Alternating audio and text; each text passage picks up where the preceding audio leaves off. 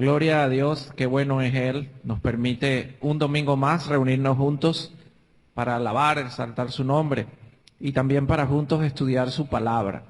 Qué bueno es el Señor y la honra y la gloria es para Él. Que la gracia del Señor esté con cada uno de ustedes, que el Señor los bendiga grandemente.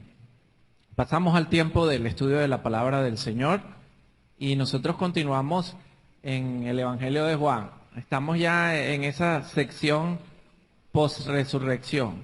Y yo les decía el domingo pasado que toda esta parte del capítulo 20, 21, vamos a estar mirando cómo la resurrección de Jesús no fue un simple evento en un momento específico de la historia, sino que a partir de ese momento empezó a tener unos efectos sobre la humanidad y sobre sus discípulos, sobre quienes creen en Él y sobre el pueblo de Dios. Y, y nosotros entonces estamos viendo esos efectos. Así que hoy vamos a hablar un poquito acerca de la nueva humanidad. ¿Cuántos han visto alguna película de Spider-Man? ¿No, ustedes no ven televisión? ¿No han ido al cine? Bueno, las películas de Spider-Man tienen muchos años saliendo. Hasta ahora van como 8, creo, en diversas etapas. Van como 3 etapas que han salido diferentes películas. Pero hay una particularidad, o hay al menos 2 cosas que marcan la vida de ese superhéroe. El Spider-Man es el hombre araña, ¿no? Y la primera es cuando los efectos de la picadura de la araña, después que él pasa como una fiebre, como algo que le da después de la picadura de araña en la primera Spider-Man, el protagonista utilizaba lentes. Y cuando se despierta y se pone sus lentes se da cuenta de que ahora los lentes no lo ayudan a ver bien, sino que más bien le entorpecen la visión. Su visión ha cambiado, ¿no? Y él se quita los lentes, se los vuelve a poner, se los quita. Y, oye, no, ahora el instrumento que me servía para mirar mejor las cosas, ahora me estorba. He cambiado. Y luego él empieza a ver que su cuerpo también cambió y sus sentidos cambiaron, la manera en cómo él percibía el mundo empieza a cambiar, empezó a ver cosas que pasaban muy rápido a su alrededor, él empezó a verlas lento y a darse cuenta de que podía hacer otras cosas que no hacía antes. Y eso marca entonces el inicio de la vida de Spider-Man como superhéroe o del hombre araña, porque se da cuenta de que tiene ahora una naturaleza que no la tienen otros, ¿no? Y de allí viene entonces una segunda etapa porque él empieza como a experimentar todo eso, toda esa vida. Y el segundo momento crucial en la vida de él viene muy seguido cuando él se da cuenta, y de ahí la famosa frase de las películas de Spider-Man, una gran responsabilidad o un gran don conlleva consigo una gran responsabilidad. Y él se da cuenta, oye, tengo esto. Tengo que hacer algo bueno con esto, o esto debe ser para hacer algo bueno, no para hacer algo malo. Y ese es como los principios básicos del desarrollo de la historia de Spider-Man. ¿Por qué se los cuento ahora? Porque probablemente nosotros en Jesús experimentamos algo parecido y muchos no nos damos cuenta. Miremos a la luz de la Biblia cómo la resurrección de Jesús abrió la posibilidad a los discípulos y luego abre la posibilidad a nosotros de que podamos mirar el mundo con nuevos lentes, de que podamos experimentar una nueva humanidad en la que los valores de esta nueva humanidad en Cristo pueden ser invertidos, pueden ser muy diferentes a los valores por los cuales nos movíamos anteriormente en el mundo. Así que vamos a leer allí en el Evangelio según San Juan, en el capítulo 20, donde ya iniciamos hace unos domingos atrás. Y hoy vamos a leer pocos versículos, desde el 19 hasta el 23. Ubíquense allí. Evangelio de Juan, capítulo 20, versículos 19 al 23. Y cuando ustedes tengan su cita bíblica, se pone de pie, por favor.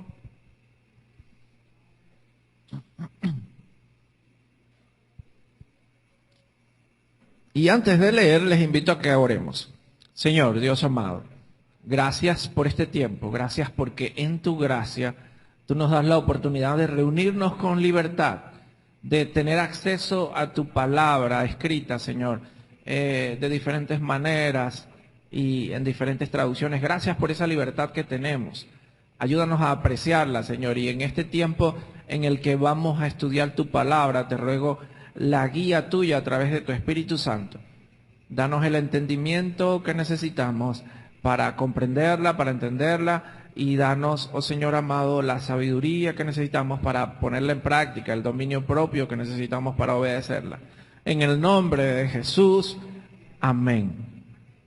Bueno, dice el texto que les mencionaba, Juan capítulo 20, versículo 19 al 23, cuando llegó la noche de aquel mismo día, el primero de la semana, estando las puertas cerradas en el lugar donde los discípulos estaban reunidos por miedo de los judíos, vino Jesús.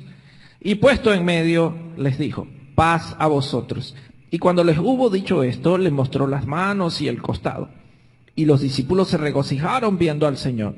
Entonces Jesús les dijo otra vez, paz a vosotros. Como me envió el Padre, así también yo os envío. Y habiendo dicho esto, sopló y les dijo, recibid el Espíritu Santo. A quienes remitiereis los pecados, les son remitidos. A quienes se los retuviereis, les son retenidos. Amén. Pueden tomar asiento, son muy amables, gracias. Dios en Jesús y a través del Espíritu conformó un nuevo pueblo. ¿Cuántos creen eso? Amén. Dios en Jesús y a través del Espíritu conformó un nuevo pueblo. Ahora, ese pueblo Dios lo constituyó para que habite en una nueva creación que Él está haciendo en Jesús. Mientras disfruta de esa nueva creación, la paz que ofrece Dios en esa nueva creación, también tiene una misión ese nuevo pueblo. No es para quedarse inertes en esa nueva creación. Todo eso está en este texto. Recuerden que nosotros estudiábamos el domingo pasado cómo María Magdalena tuvo acceso a ese lugar sagrado o la santidad de ese lugar en donde había estado el cuerpo de Jesús. Ella pudo mirar a través de la piedra movida y ver dos ángeles, uno a la cabecera y uno a los pies de donde estaba el cuerpo de Jesús. Y veíamos cómo el Evangelio de Juan, estas figuras son ecos de el lugar de la presencia de Dios en el arca o del lugar de la presencia de Dios en Edén, y cómo ahora hay lo que impedía ha sido movido y podemos vislumbrarlo, y Juan está dándonos señales de eso. Pero veíamos que el sufrimiento de María por las circunstancias que estaba pasando allí le impedía como ver la realidad de lo que estaba pasando, y no es sino hasta que reconoce a Jesús, hasta que Jesús le habla, hasta que ella entiende la voz de Jesús, que reacciona y se da cuenta del parte de la realidad que está pasando, y su vida es transformada y se convierte de aquella persona sufriendo, de aquella persona que socialmente era segregada, a la persona que Dios utiliza como instrumento suyo para llevar las buenas nuevas de la resurrección de Jesús a los discípulos. Es la primera discípulo que anuncia la resurrección de Jesús. Allí lo vemos, o lo veíamos el domingo pasado con María. Ahora pasamos al versículo 19 y vemos cómo Juan nos dice que aún estamos en ese primer día. En el versículo 19 Juan sigue insistiendo, es el primer día de la semana. Estamos aún en el primer día, pero ya es el atardecer, ya es la noche, ya el día se está acabando. Y comienza Juan hablándonos en los versículos 19 y 20, como en ese momento del atardecer del primer día de esta nueva creación que Dios estaba inaugurando en Jesús. Entonces se aparece Jesús en medio de sus discípulos para bendecirlos, para decirles paz. paz a vosotros. Ahora, Juan nos da detalles de la condición emocional en la que estaban los discípulos, no solamente geográfica o situacional, ¿no? Sino que porque dice que estaban encerrados, estaban reunidos, pero estaban a puerta cerrada. Y dice por qué, estaban temerosos, tenían miedo a los judíos. Y Juan nos da esa condición. Y en medio de esa situación aparece Jesús y les dice, paz a ustedes. Y hay que entender que esa paz a la que se refiere Jesús es el típico saludo judío de shalom, ¿no? Que significa no meramente un saludo como podemos decirlo nosotros, hola. Tiene algo más, es como una oración de bendición. Y la idea es, yo deseo que tú tengas paz. Y la idea de paz, desde la perspectiva del shalom en el Antiguo Testamento, es armonía. Yo deseo que tu vida esté en armonía en todas las áreas de tu vida. En tu relación con Dios, en tu relación con las demás personas, en tu relación contigo mismo, en tu relación con la creación. Ese shalom se distorsionó, nosotros lo hemos visto en Edén, cuando el pecado inicial, cuando el pecado entra en la creación, distorsiona esa relación, porque el hombre es separado de la comunión directa con Dios, es expulsado del huerto del Edén, las relaciones entre seres humanos se fracturan, porque Adán culpa a Eva, y vemos cómo Dios da una sentencia a esa relación y dice, bueno, a la mujer le dice, tú te vas a querer enseñorear del hombre, pero no lo podrás hacer. Y vemos cómo la naturaleza se vuelve hostil al hombre y Dios le dice, bueno, ahora vas a tener que trabajar duro para obtener el fruto de la tierra, algo que aquí no tenías que hacerlo porque la tierra te lo iba a dar con gracia. Entonces, toda esa distorsión en la armonía del ser humano dentro de la creación que Dios lo había colocado, era el deseo que estaba detrás del shalom, o la expectativa o la esperanza que hay detrás del shalom, que eso se recuperara. Y lo que Jesús le está diciendo aquí a los discípulos es eso, que la paz sea con ustedes. Ahora, no era un saludo entre discípulos.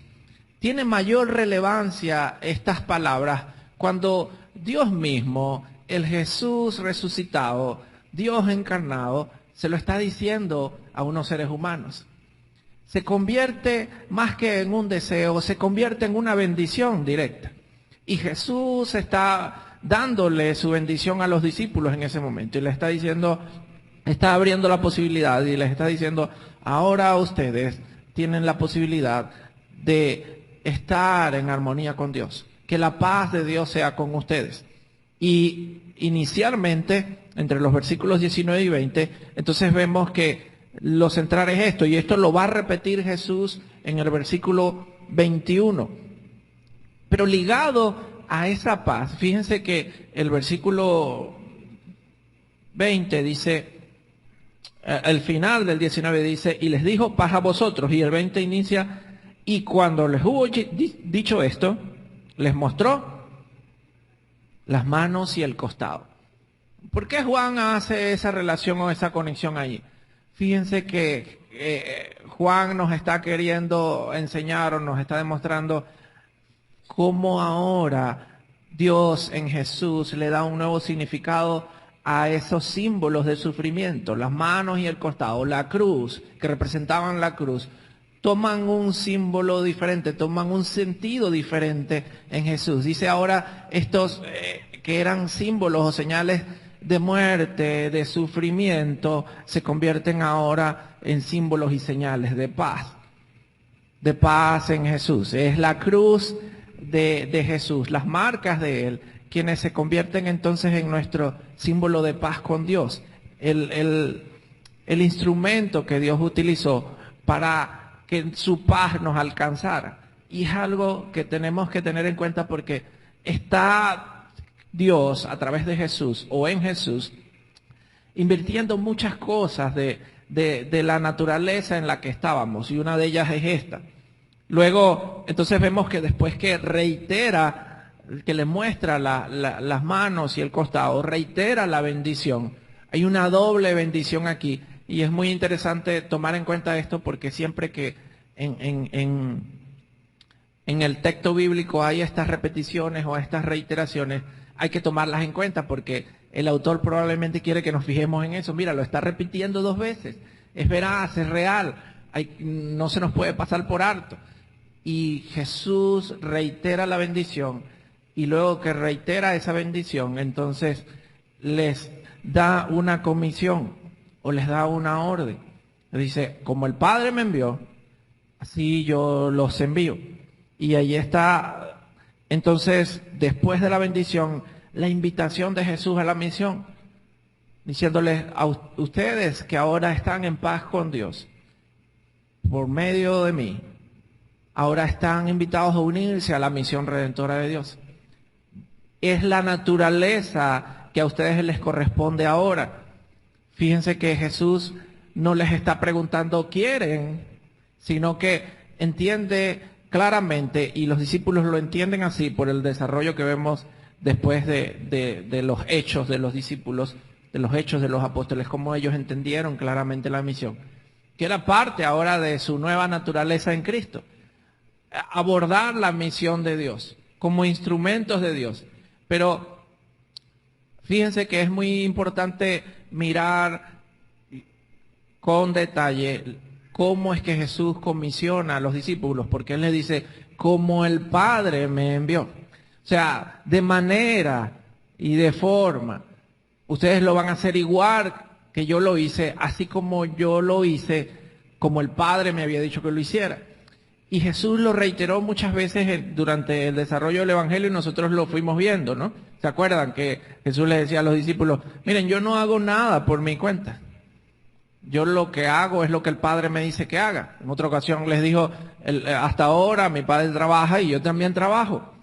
Estaba en línea, había una unidad de propósitos allí. Jesús no hacía nada por su cuenta. No había una autodeterminación en él, sino que era en comunión con el Padre. Todo lo que hacía estaba en línea y en comunión con el Padre. Y eso hay que tenerlo en cuenta acá cuando Jesús dice, como el Padre me envió. Ustedes van a ir a la misión, pero no van a ir por su cuenta. Es en comunión con el Padre. Y esto debe llevarnos a recordar la oración de Jesús en el capítulo 17. Padre, que sean uno, así como tú y yo somos uno. O sea que hay una implicación aquí de unidad. Pero también vemos que cuando miramos la manera en cómo Jesús abordó la misión en el mundo, entonces vemos que hay aspectos de la vida que están involucrados allí. Jesús no nada más proclamó verbalmente las buenas nuevas de salvación, sino que Él vivió un estilo de vida marcado por la voluntad del Padre que iba acompañado de esa proclamación, una vida de santidad. Y esa vida de santidad estaba caracterizada por la negación a muchos aspectos de la vida de este mundo, de las cuales Jesús se desligó, y abrazar otros aspectos. En mirar los valores de este mundo de manera alterada o diferente, porque en medio de un mundo egoísta en el que Jesús le tocó vivir, Él se entregó por otros y demostró el amor de Dios y del Padre. Cumplió lo que Él enseñó acerca de el primer y el segundo mandamiento, amar a Dios y amar al prójimo. Todo eso está involucrado aquí en estas palabras que Jesús le dice a sus discípulos, como el Padre me envió, así yo los envío a ustedes. Y debemos tenerla en cuenta. Para cuando pensamos en la manera en cómo Jesús abordó la misión del Padre, tenemos que mirar todos estos aspectos de vida santa, de proclamación del Evangelio, de principios de amor. Todo ello debe estar allí presente, porque si no vamos a ser muy superficiales en la manera en cómo nosotros, si decidimos abordar la misión, lo hagamos.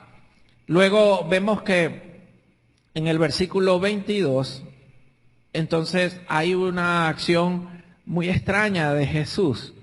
El versículo 22 dice que habiendo dicho esto, o sea, después que les dijo, como el Padre me envió, yo los envío, habiendo dicho esto, sopló y les dijo, recibid el Espíritu Santo. Algunos teólogos dicen que este es el Pentecostés de Juan, comparando con Hechos capítulo 2, el día de Pentecostés, allá.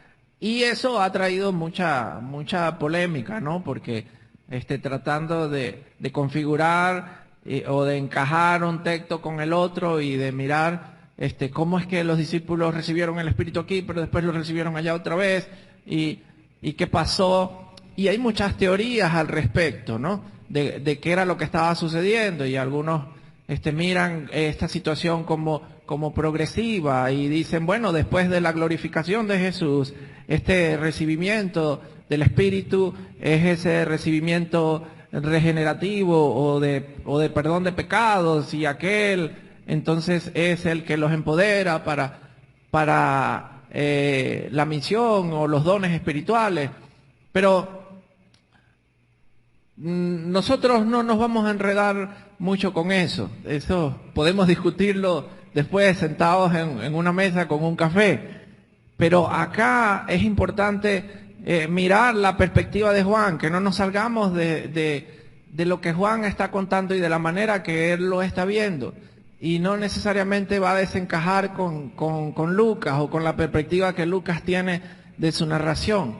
Pero es indiscutible en el Evangelio de Juan, que ya nosotros lo hemos venido viendo, cómo él quiere demostrar, está demostrando que Dios en Jesús está haciendo una nueva creación y que ahora el Espíritu, Dios a través de la presencia de su Espíritu, a través del poder de la obra de su Espíritu, está dando nueva vida a su pueblo nuevo o a su nueva nación. Cuando leemos esto desde la perspectiva de Juan y de cómo él ha venido conectando su evangelio con el Antiguo Testamento, y vemos a alguien que sopla el Espíritu sobre un ser humano, indiscutiblemente nos va a llevar a pensar en Génesis, por ejemplo, como dice Génesis que Dios formó al hombre de la tierra y luego que estaba formado sopló en él su espíritu, aliento de vida, y tuvo vida el primer ser viviente. Y podemos pensar también en ecos de Ezequiel 37, aquella famosa experiencia que tiene el profeta cuando ve un valle de huesos secos y le dice profetiza sobre ellos, y luego dice el texto que vino el Espíritu sobre ellos y empezaron a conectarse los tendones y los huesos y tuvo vida. Y sabemos que ese texto está relacionado directamente con Israel, y Dios le estaba diciendo al profeta y por supuesto a Israel a través del profeta que él iba a restaurar la vida de Israel por medio de su espíritu.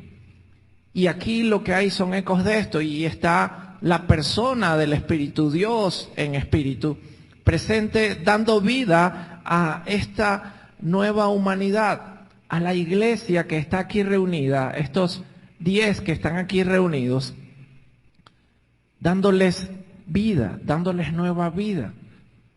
Y es parte del rol de la persona del Espíritu Santo, de Dios el Espíritu en medio nuestro. Es el que nos da vida, amén. Tenemos vida como iglesia, Dios vive en medio de nosotros y nos sustenta de vida, amén. Debemos entender eso con claridad. Y aquí vemos entonces a la Trinidad Divina presente, actuando cada uno desde su rol. Jesús siendo ese medio que Dios utilizó para vencer los poderes de este mundo en la cruz.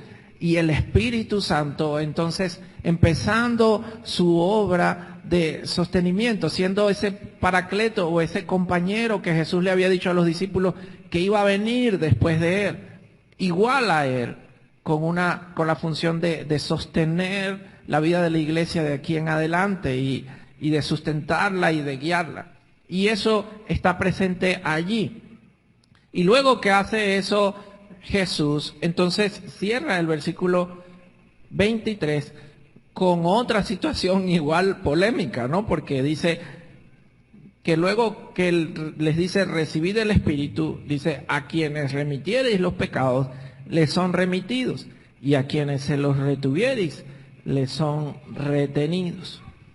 Entonces, esto también resulta o ha resultado de mucha discusión a lo largo de la historia de la Iglesia, sobre todo en el tiempo de la Reforma. ¿A qué se refería Jesús con este tipo de autoridad que le estaba delegando allí a los apóstoles?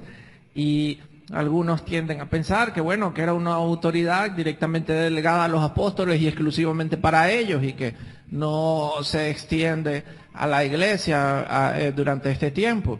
Otros tienden a pensar de otra manera. Pero fíjense que por lo que viene Juan contando, por lo que nos viene diciendo el contexto, no podemos entender esta autoridad que recibe la iglesia reunida en ese momento allí como una autoridad exclusiva o desconectada del plan de Dios. Simplemente Jesús está diciendo, ahora ustedes tienen la gracia de que Dios va a actuar a través de ustedes en la misión redentora que continúa. Ustedes son instrumentos de Dios en este proceso en el que yo inicié cuando nací, en la encarnación de Dios a través de mí. Ahora yo haciendo y soy glorificado y voy a estar al lado del Padre, y a través del Espíritu ustedes van a tener comunión con nosotros, pero ustedes van a ser ahora el cuerpo visible de Dios en la tierra y van a continuar esa misión en línea con los propósitos de Dios.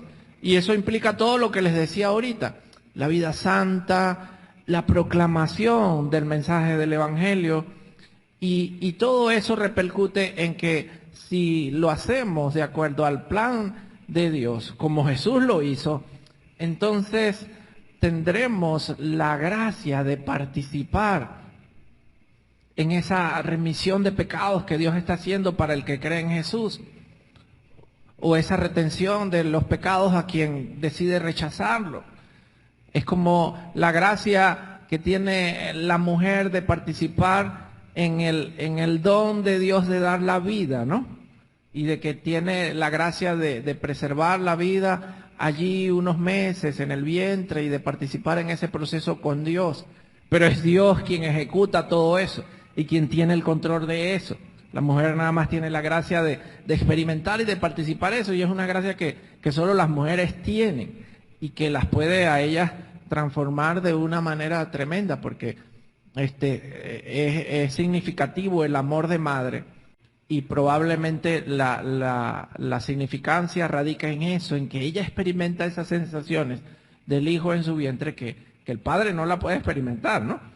Y Jesús aquí está diciéndole a los discípulos: ustedes ahora participan de esta manera, pero lo hacen en comunión con Dios, en su paz, en la paz con Dios que ya les he dado, bajo la bendición de Dios, y lo hacen por la guía del Espíritu Santo, quien va a trabajar a través de ustedes. O sea que eso no es una autoridad que vamos a ejercer de manera independiente, simplemente somos instrumentos del Señor para ello. Así que lo primero que nos debe llevar a nosotros a pensar todo esto es que como pueblo de Dios, como iglesia, como hijos de Dios, somos inmensamente bendecidos. Amén. Tenemos una gracia tan tremenda que Jesús nos dio. Y debemos entender la amplitud o la magnitud de esta bendición. Y a veces la tomamos muy a la ligera. Tenemos al alcance de nosotros la paz de Dios y la bendición de Él. Podemos mirar el mundo sin los lentes, pero seguimos nosotros poniéndonos los lentes que ahora nos obstaculizan, que en lugar de ser un instrumento nos generan pesar, y seguimos colocándonos. Podemos nosotros abordar nuestra nueva naturaleza, que es proclamar a Jesús verbal y con nuestra vida santa, y a veces no lo hacemos, estamos interrumpidos con eso. Ahora, quiero enfocarme en esas dos ideas como principios que salen o que se extraen de este texto. Seguramente hay muchos más, pero yo quiero dejarles estos dos hoy. En primer lugar, nosotros debemos aceptar la bendición de Dios, asumirla, vivirla. Él nos está diciendo que la paz sea con ustedes. Y estamos muchas veces en este mundo negándonos a aceptarlo. Fíjense cómo los discípulos, la condición emocional de los discípulos cambió cuando ven a Jesús. Dice que se alegraron, se regocijaron, dice Juan. Unos hombres que estaban entristecidos y temerosos, escondidos, porque lo lógico era entender el mundo desde los lentes que tenían puestos en ese momento. Y los lentes que tenían puestos en ese momento los hacían ver que quienes crucificaron y quienes mataron a Jesús son los que tienen el verdadero poder en este mundo. Y ahora, si nosotros habíamos dicho que éramos seguidores de Él y lo mataron a Él, seguramente vendrán por nosotros y tienen mayor poder que nosotros. Y esos eran los lentes que tenían puestos ellos, y era normal que si veían las circunstancias a través de esos lentes, se iban a atemorizar, iban a sentir temor. Pero cuando ven a Jesús resucitado y cuando ven que las marcas de la cruz ahora están invertidas y no son señal de derrota, sino señal de victoria, entonces ellos entienden el mundo con otros lentes y empiezan a decir, no son los que mataron a Jesús realmente quienes tienen el poder, es Jesús, amén, es Jesús. Y la paz, la bendición que Él nos da es la que vale. Y ahora podemos asumir la vida, seguir con la vida sin temor. Sin temor porque Él está en control y lo veíamos la semana pasada. Jesús vive, Él está en control, amén. Y es con esa convicción que los discípulos salen a abordar la misión. Porque fíjense que no es que las circunstancias cambian. No, los judíos intensificaron su persecución contra los seguidores de Jesús. Los romanos intensificaron su persecución contra los seguidores de Jesús. Leemos en el libro de los Hechos cómo martirizaban a los cristianos. Su situación económica no cambió. Ellos siguieron siendo pobres.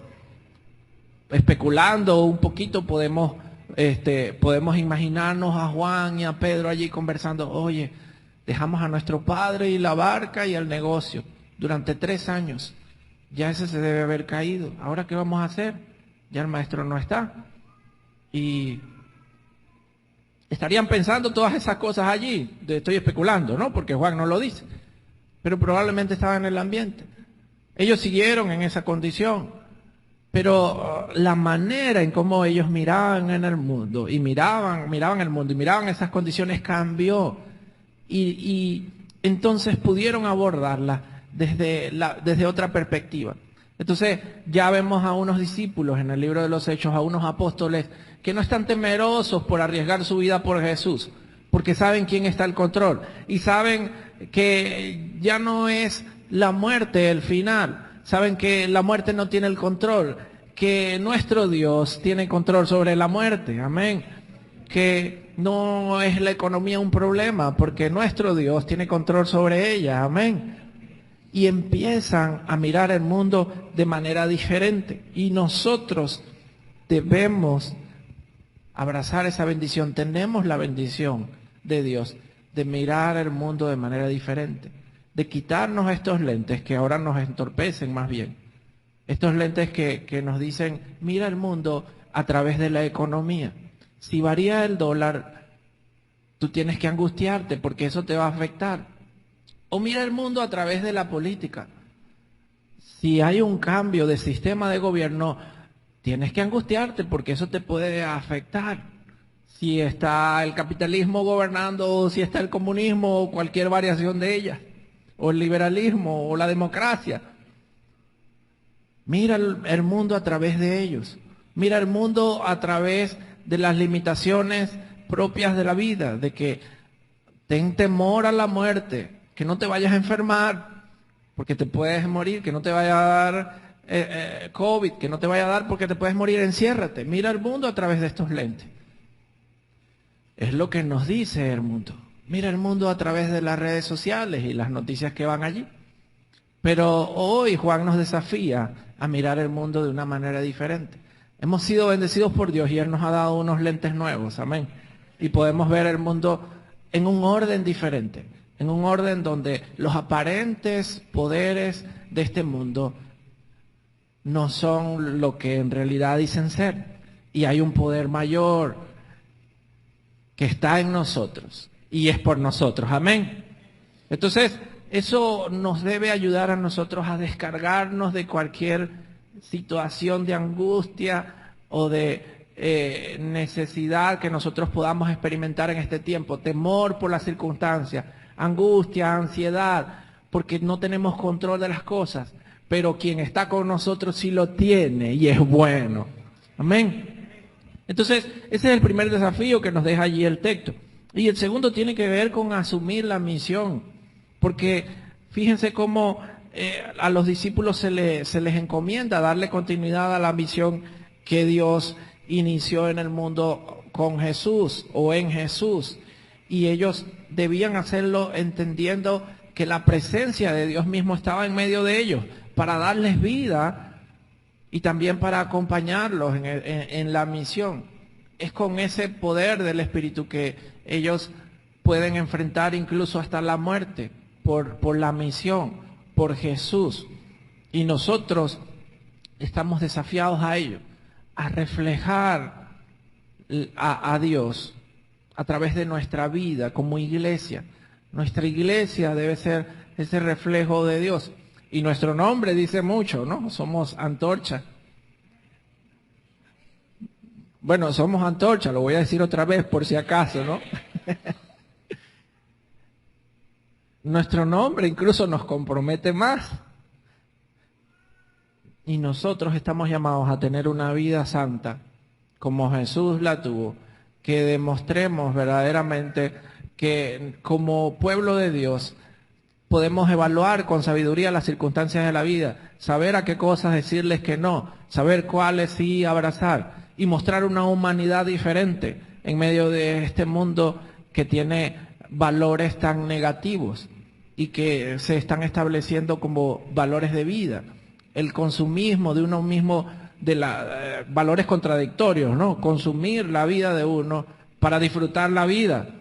Porque casi todo lo que le ofrecen a uno como disfrute de la vida, en el mundo en el que vivimos, nos consume precisamente la vida. Desde los aspectos de la comida, con la salud, hasta los aspectos que tienen que ver con nuestra sexualidad y el placer. Todo termina consumiendo el ser humano. Hay valores que están diseñados para destruirnos, son autodestructivos. Y en Jesús, entonces nosotros como iglesia podemos vivir una vida santa al estilo de Jesús y reflejar al mundo, abordar la misión como la abordó Jesús, proclamando las buenas nuevas del reino del Señor, pero también reflejándolo con nuestra vida.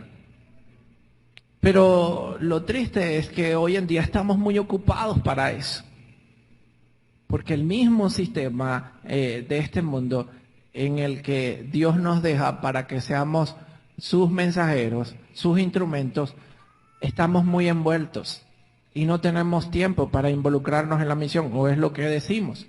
Pero la idea es que nosotros, por el poder del Espíritu, a través de nosotros, podamos buscar las maneras de abordar la misión y de proclamar con nuestras vidas y con nuestra boca el mensaje de las buenas nuevas de Jesús como Señor. Y nos deja ese desafío hoy Juan a través de este texto en esta mañana. Así que vivamos reconociendo la soberanía de Jesús para que podamos vivir en paz sobre este mundo. No son los políticos, no es la economía, no es el sistema social, es Jesús quien está en control, amén. Y que si nosotros nos dejamos guiar por el Espíritu que Él ha colocado en nosotros, es la misma presencia de Dios en nosotros y en medio de nosotros, podemos vivir en paz. Podemos desconectarnos de la angustia y del estrés de este mundo. Y podemos nosotros entonces proclamar con propiedad las buenas nuevas de salvación en Jesús. Son buenas nuevas, son buenas noticias. no son malas noticias y debemos proclamarlas entonces como es pertinente. Y asumamos entonces esa misión hoy en día. Tenemos oportunidades por doquier para hacerlo. En tu trabajo, en tus estudios, en la casa, con los vecinos. Lo importante es que entiendan, esta es parte de mi nueva naturaleza. Los discípulos lo entendieron así. Acá Jesús les dio una nueva naturaleza. Y ellos entendieron, esa nueva naturaleza es esta, tengo que hacerlo porque es lo natural para mí, no es una obligación, no es una carga para mí. Más bien va a ser un pesar si no lo hago. Y empezaron a hacerlo, empezaron a vivir de esa manera. Y ese es el desafío que nos deja Juan hoy en esta mañana. Y les dejo entonces este desafío. Les invito a que hagamos oración por un momento. Pónganse de pie si quieren para que cambien de posición. Señor, Dios Todopoderoso, gracias por tu palabra. Gracias porque nos demuestras que la resurrección de Jesús tuvo un efecto sobre nosotros quienes creemos en Él. Nos dio una nueva humanidad. Ayúdanos a vivir esa nueva humanidad con responsabilidad, Señor. En el nombre de Jesús, en tus manos nos encomendamos. Que esta semana la asumamos con unos nuevos lentes, entendiendo, comprendiendo y poniendo en práctica esa gracia tuya que nos has dado a través de tu Espíritu Santo. En el nombre de Jesús. Amén. Amén. ¿Pueden tomar asiento? Pasamos al tiempo de la celebración de la Cena del Señor. Hoy, como primer domingo